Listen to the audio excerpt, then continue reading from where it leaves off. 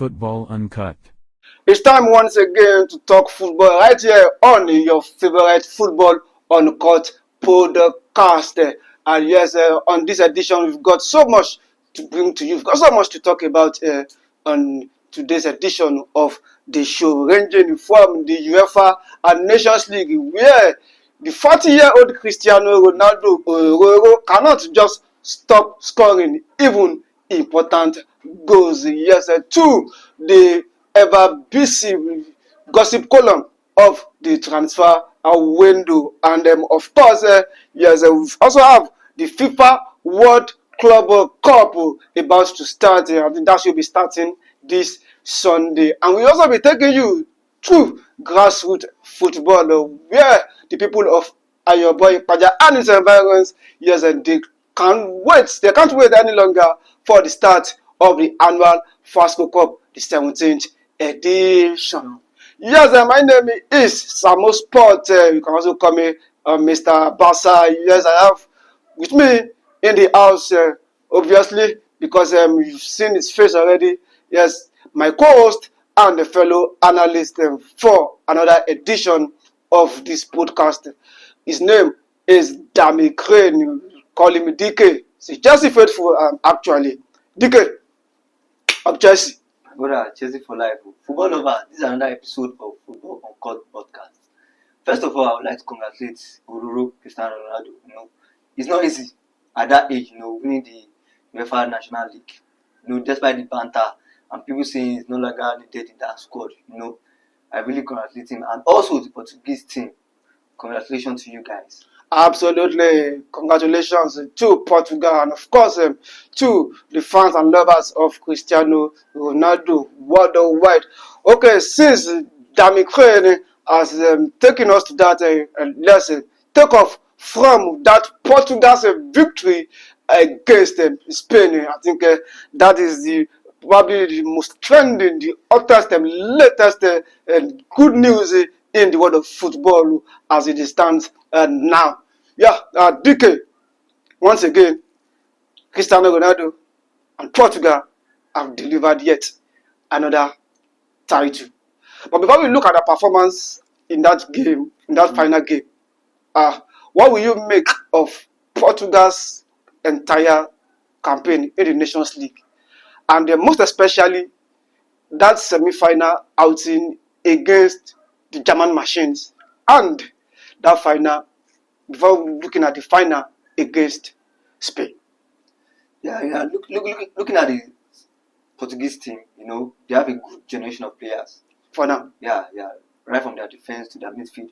And attacking wise too, they have a lot of good players. Perhaps the most complete Portuguese team for a very long time.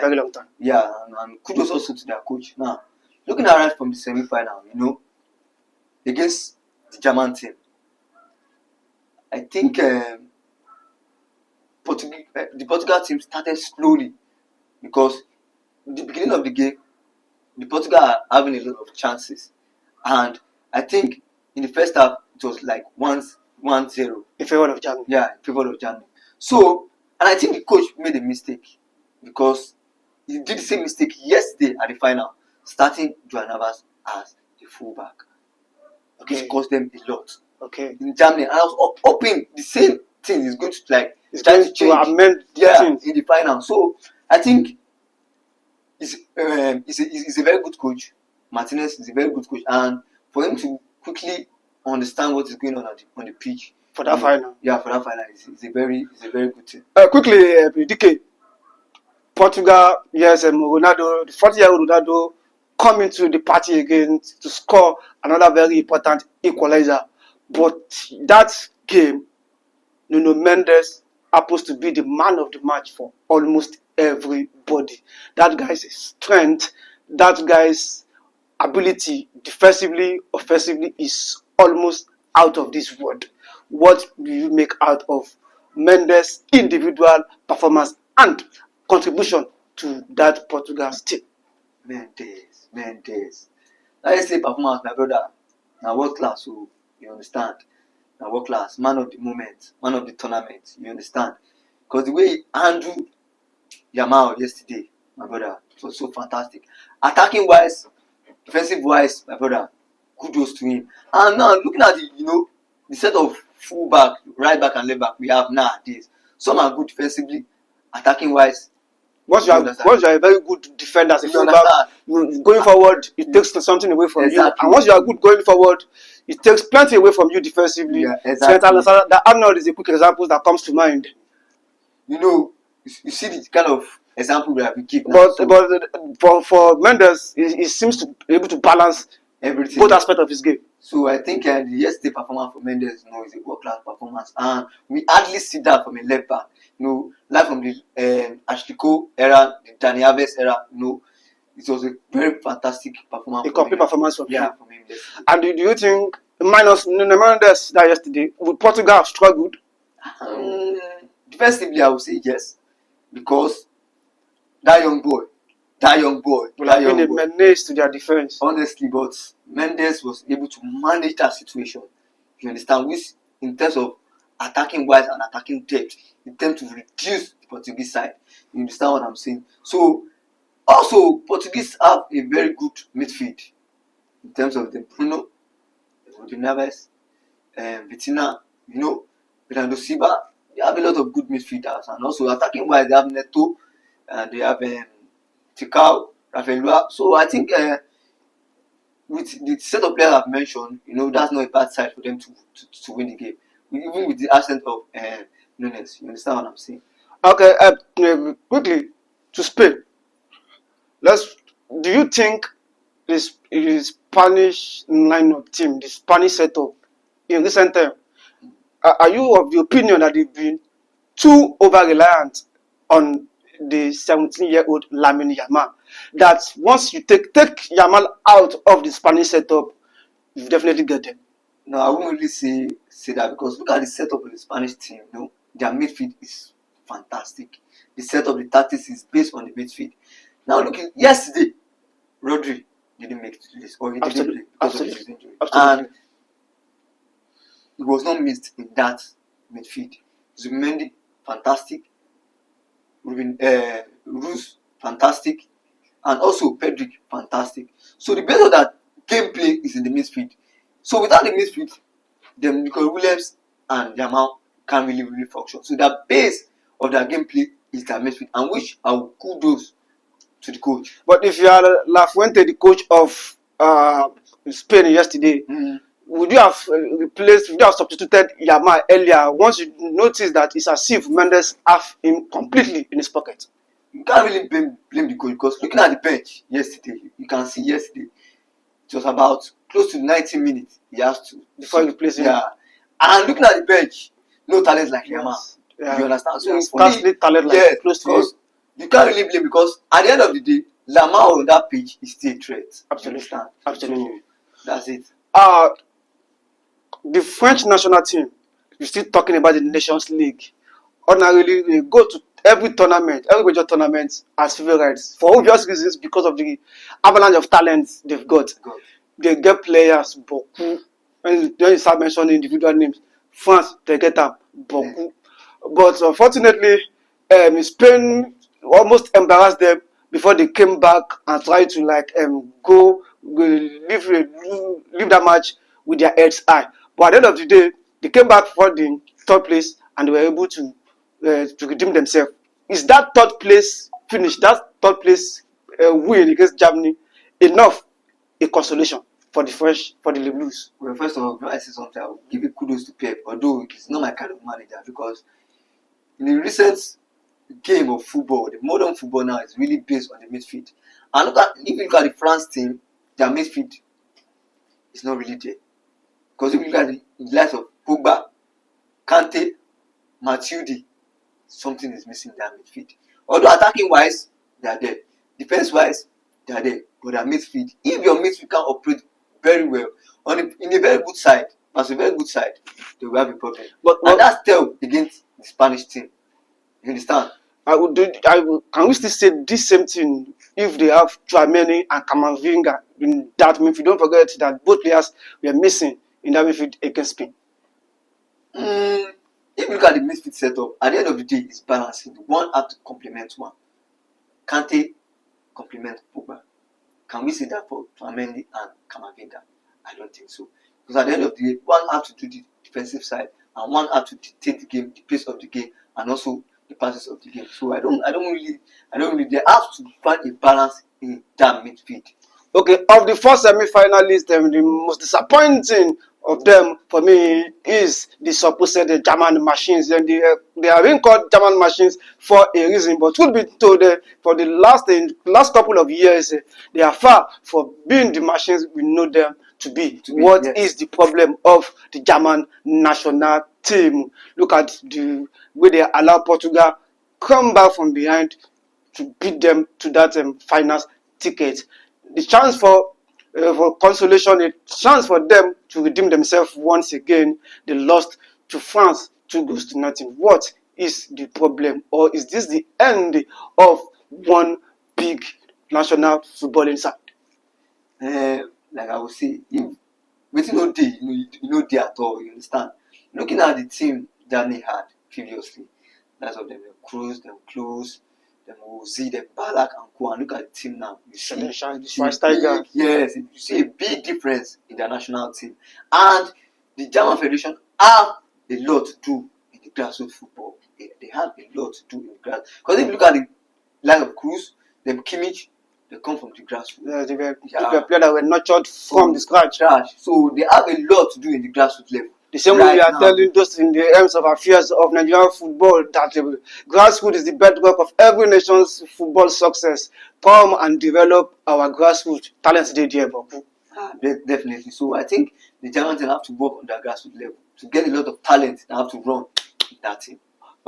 Okay, that is that. Before we leave the UEFA Nations League, this Cristiano Ronaldo's latest success with the Portuguese national team, and that performance is scored in the semi-final against the Germans, scored against the almighty super Spanish side again in the final, and he is landing yet another trophy. What will this be doing to the GOAT debate? Really, you see all these GOAT debates where Messi be GOAT, Ronaldo be GOAT. I really don't really have much to say because the both of them have been us in very good years. Absolutely. You understand? Consistency, the fight, the competition. But their own lane, Ronaldo na GOAT, Messi na GOAT. But the both of them just the break record like saying you understand? And maybe we just enjoy the moment because we can't see those two again. Maybe we just appreciate those years they have given us and respect them. To me, I call them God of football because we know we see that type again. And do you think this GOAT debate will never rest? Where Ronaldo and Messi era, you don't go like this. And I don't think the GOAT era can come again. We've been saying this for like almost 5 years now. Yeah. So the era is about to go. And the more we say this, either of those two come up with something huge again. No, that's why they are the GOAT. You understand? No, that's just it. Okay, quickly, yes, the FIFA World Club Cup is right upon us. Yes, before we look at the fixtures for this Sunday, yes, the opening fixtures that should be just this past weekend. We saw the Three Lions talking about the English national team. They defeated Andorra by a lone goal in that World Cup qualifier. Although that matchup was played, England were actually away, but it's 1-0 still a good enough result for the English national team against Andorra, judging by the gulf in class between the two teams. Yeah, looking at that coach Tuchel, because I'm a Chelsea fan, you understand, and I have a lot of experience. You just have to try to chip it in. This Chelsea everything. Okay, go on. Tuchel will coach under Chelsea, so I know his tactics and all. Tuchel under a team that are playing a low block. You understand? He has limited experience about. He struggles against them. Yes, you understand. He's limited in dealing with them. You understand? And Andorra came with a setup that okay, we'll play on a low block and then we counter and then at least we can get 1 or 2 chances. Do you think it's about them two chess tactics now, or the fact that most of those England's attacker does not really have that talent to drive in and create space out of these low blocks? I don't really think so, because you as a coach, you know the kind of profile of player that you have. You know the kind of player that can go 1v1. You understand? You know the kind of player that can create space. You understand? So I think you have to find a way to go about the team, because you don't have a Lamar in that team. You understand? You don't have a Nico Williams that can go 1v1. Because looking at that match, you use Bernardo Rogers, you understand, as a winger. So I think you have to find a way around that team, with a team that is playing on a low block. And teams that are playing on a low block are very, very difficult to penetrate. Okay, quickly before we go straight up to the ever busy gossip column of the transfer market, quickly let's have the fixtures for the FIFA World Club Cup. DK, quickly, the matches for Sunday.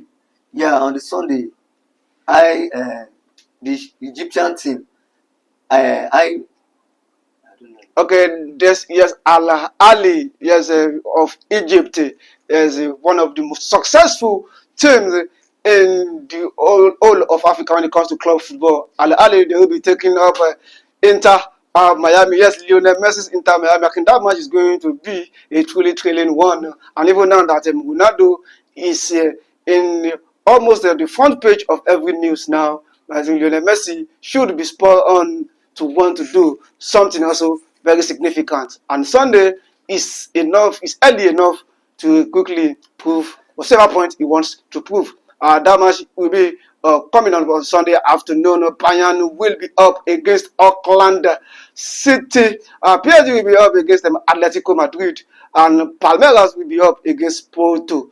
I think aside the Africa's connection, DK, surely the match to watch should be PSG Atletico Madrid.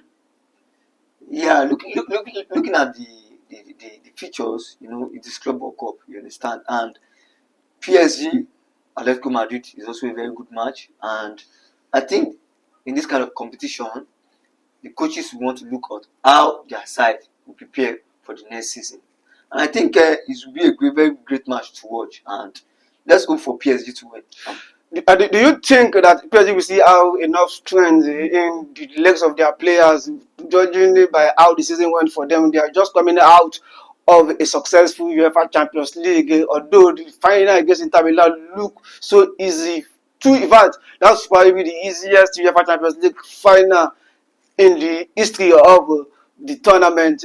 They cruised to that win against Inter Milan, but yet, don't you think? Do you think they will have enough to give to that game, especially against a very hard and solid Atletico Madrid defensively? Well, looking at the way PSG played and has scored depth, I don't think PSG has enough energy, because most of their players just played the UEFA National League too. Yeah, so if they have enough squad depth that can fight this Atletico Madrid, I think they can skip through. But Atletico Madrid are also not a very, very bad side, because looking at that team, physical strength, they are there. Okay, because we have to be very time conscious here, because we don't really want this podcast to be overstretched quickly to the transfer market. And I want us to quickly look at the reigning champions of the English Premiership. Despite the fact that you can refer to the season, to past season, as a successful one for Liverpool, yes, they are the English Premiership, probably the toughest league in the whole of Europe. They are champions. They are already very active in the transfer market. Alexander Arnold moves. They replace him with Frimpong. They already have a replacement for Robertson. There is also Florian Wirtz, almost readily signed the seat and just waiting to be delivered. What does this implies to other competing sides? Don't you think that this Liverpool might be too strong to to displace from the title spot. Yeah, looking at the Liverpool side, I think in the transfer market so far, they've done a very good job because Arnold is leaving very fast. They get Frimpong. You know, it is very, very fast. And because looking at the past years, the way Liverpool does a transfer, it is very poor and they are very, very dull.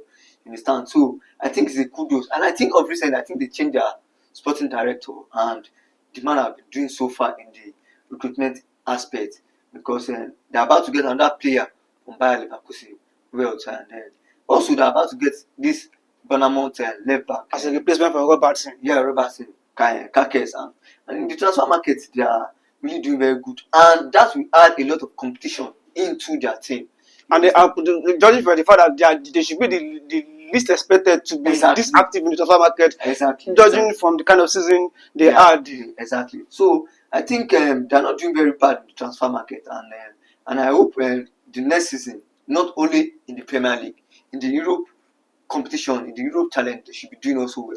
And quickly, Manchester City are also, as just as expected, are responding to their lackluster season in this summer transfer market already. Tijani Reinders is already signed, said, waiting to be delivered.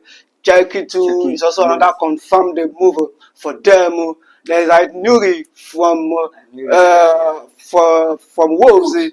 I think they'll be struggling with a natural left back for some time. Vardiol in the last upper season and last season seems to try and manage that wing, but they were very much exposed on that flank this last season. And finally, Pep Guardiola has decided to show up and fill up that space. Overall, should we be expecting a stronger, a better Man City side, a team that will bounce back to the position of a champion? Will they have enough, and will they be doing enough to muster a challenge against Liverpool next season? And with this signing, the Cherky Tijani right now that's coming into the team, what will he be doing to the English contingents in that team? Talking about Grealish and Foden, with the kind of very low season that these two guys have. Yeah, like I said earlier, Pep is not my kind of manager. You understand? But there's something I respect Pep about is his player profiling. He's best at that. He knows the kind of player he wants. He knows the kind of player for this particular position. And even sometimes in the way he improvised, you understand, he's very, very good at that. And looking at our signings recently, those are the positions they need to strengthen. At the left back, at the midfield. The absence of Rodri tells a lot. You understand?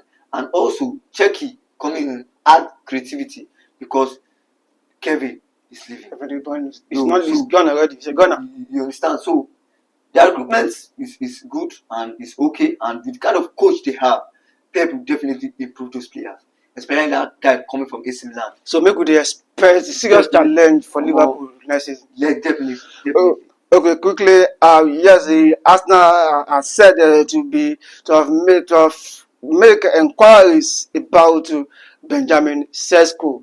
Yes, finally, because this has been long coming. We all expected that once the summer market opens, the first thing that we should be hearing is a striker either landing or almost landing at the Emirates. But finally, now Sesko is in the news after making inquiries. If they finally get Sesko, do you think he will be able to solve the striking position that has always been a serious source of concern for Arsenal over the years? Firstly, let me condemn Arsenal operation in the transfer window. It has been very, very bad. It has been very, very bad because they need the hammer on striker to get. You understand? But at the end of the day, they are going for Sesko, isn't it? And looking at their previous season, I don't think Sesko is the kind of striker they need. Arsenal should be the first person to be knocking on the door of Osimhen, say, go, Osimhen, where you dey?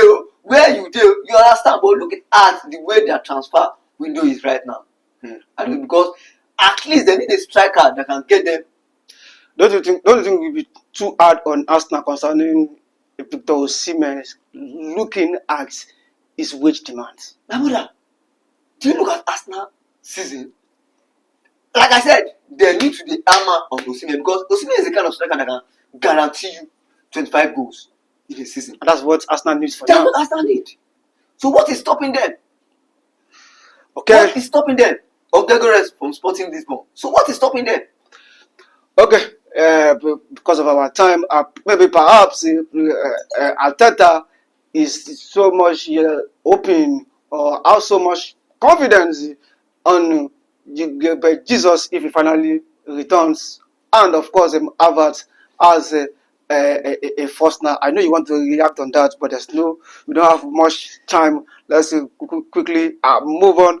Chelsea, yes, the Blues, they've confirmed Delap. He says that's no longer a news, but there is also the SAR also waiting to be unveiled. Yes, we talk more on that and subsequently. And Man United also have also moved on with Eriksen and Lindelof. I think that is a good move in the right direction. Don't you think these are the kind of players that needs to vacate so that Amorim can build up a better squad for this team, because last season was not to write me about. Looking at the man you scored, I think the man needs his own kind of player. Absolutely. You understand? And to me, I think they need a rebuild. And that doesn't just take 1 year, 2 years. You understand? If you look at Klopp, it takes Klopp like 2 or 3 years to get Liverpool to where they are. So I think it's up to the board, to the management of Manchester United. You understand? To get among this kind of player. You understand? Elsewhere, Barcelona have been linked with the Marcus Rashford. Yes, one thing I'm very sure of is the fact that Rashford and Amorim are not ready to work together. And of course, Hansi Flick, the current manager of Barcelona, is seriously clamoring for another left-wing. Nico Williams is looking like a difficult and almost impossible deal for Barcelona for probably financial reasons.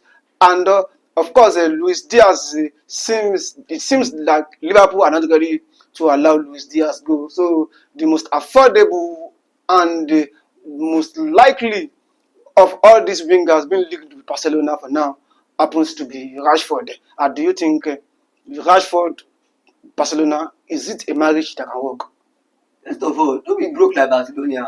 That club broke. That club, they broke. Now, come to Rashford. Now, just wait. They throw stones. They live in glass house. Be careful. I don't go. Just lay luck, you say, time no be our friend on this edition. But don't worry. Okay, then looking at Rashford, then Rashford is not really a bad addition because of he's a pacey winger. You understand? It's also a trickish winger. But in terms of goal wise, he's not there. Because given of what Rafinha has done to you guys, you need something like Rafinha. And Rashford can't give you that. Because at the end of the day, the coach has to look at the bench and look at who can give me goals. And you look at Rashford. I don't think he can be there. But the perfect, looking at you guys' situation, for me, person broke. But looking at, the situation and the player you guys ought to go for is Nico Williams. Because look at the setup at Barcelona, the young boys and all. Nico Williams is the best option for you guys. Now to say Barcelona broke, but go surprise you if at the end of the transfer market, Nico Williams becomes a Barcelona player. Real Madrid are also not sleeping. It's no longer news that Alexander Arnold is a Real Madrid player. There are still going to be 1 or 2 additions. Yes, you can trust Xabi Alonso on that. And also, as we are in Italy, yes, that Gianni Reiters is leaving AC Milan. Okay, before we switch gear, the Super Eagles of Nigeria, yes, they played a friendly match with Russia that is not news, but it is the results and the performance on the day that is really catching my attention. After that, not too encouraging performance and result against the Reggae Boys of Jamaica, where we needed the penalty to win them. Against Russia again, we are playing out a 1-1 draw. Don't you think it's time we shut the door on the likes of Victor Boniface and most especially Ahmed Musa? It seems like he has overstayed his welcome in the Super Eagles setup. Firstly, let me condemn the Super Eagles. Jamaica, the Reggae Boys. In Jamaica, they don't know pass it go, my brother. And Reggae. And we know fit beat Jamaica. Jamaica, my brother. So we have a lot of talent in that team. So, and we struggled. So it really depends. You say now the team we say na kind the country we say na kind they know. Yes, my brother. Reggae and Igbo. Reggae and Igbo, and we can't defeat that team. It is bad, my brother. Truth be told, it is bad. And in terms of Boniface and Ahmed Musa, I think in the national team, Ahmed Musa had, I think, the experience he had. But looking at the years that he has given us, the past years, he has been a good player. But now we need fresh blood, I beg.